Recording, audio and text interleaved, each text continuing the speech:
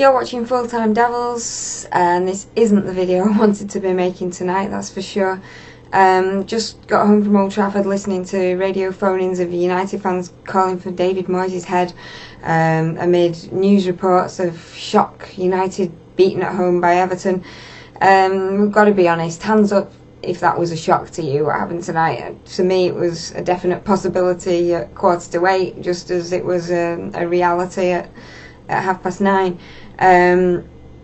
To me, you've got two sides there tonight, one of which was organised, had a formation they were comfortable with, they all knew their roles in the team, against our side that at times can look like, at the moment, 11 players sort of picked haphazardly, thrown onto a pitch with no real plan, and definitely where they don't know their roles in the team, they don't know where each other are going to be, and it can look very, very disorganised at the moment, and that was the start of it. Add to that it looks as though teams have figured out how to play Manchester United, and it's not particularly rocket science at the moment. Press us high up the pitch, don't give us any time to think on the ball, and eventually you'll find that passes start going astray and frustration will grow, and that's what happened tonight.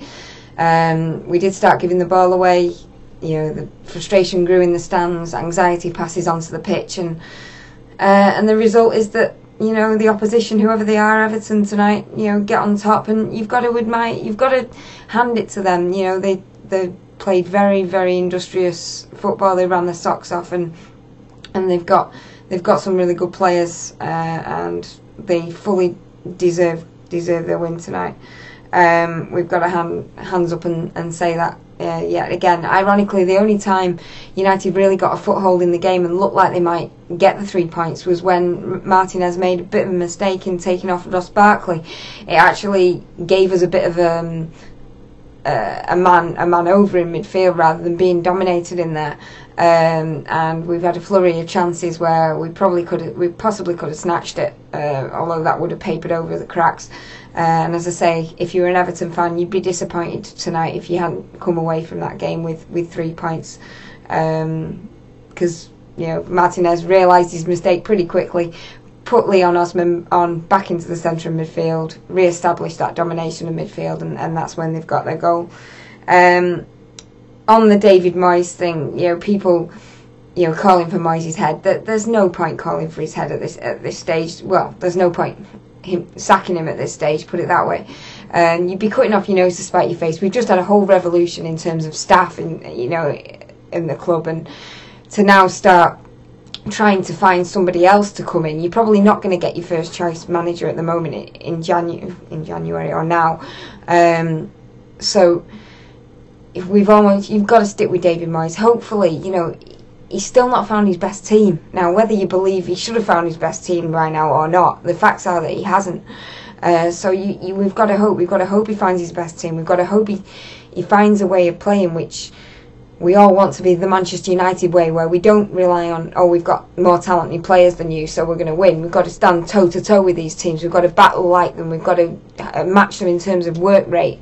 If they're not going to give us 2 seconds to be on the ball and think about the next pass, then we don't give them 2 seconds on the ball. We close them down as much as they're closing us down. And also the last thing we do is what happened tonight, and that is we walk out of grounds.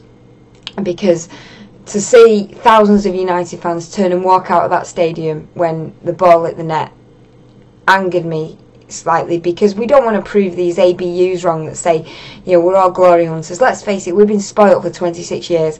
We've now got to maybe face a bit of the other side where things aren't, all rosy in the garden.